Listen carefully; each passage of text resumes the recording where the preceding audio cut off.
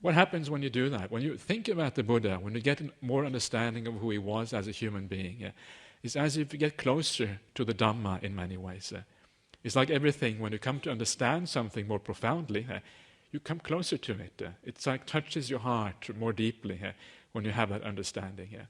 And this is, of course, important to us. The closer we are to the Dhamma, the more understanding you have, the more kind of spiritual power you have, because the greater is your ability to practice this path.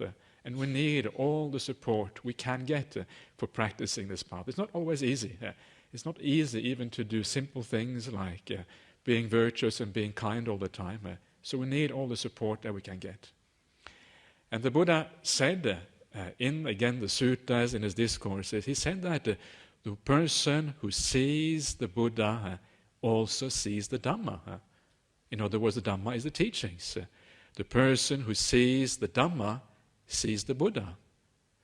So, in other words, the more understanding you have of who the Buddha is, the more understanding you also have of the teachings. These things go together.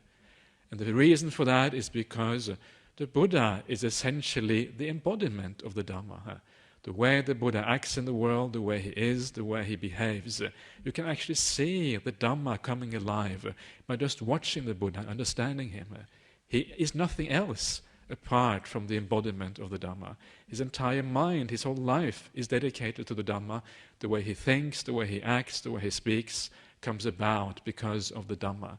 So everything about the Buddha is about the Dhamma. At the same time, if you understand what the Dhamma is about, if you have like a deep insight into the Dhamma, you know what the Buddha is. You understand what the Buddha, because again, the Buddha is nothing but the Dhamma coming alive.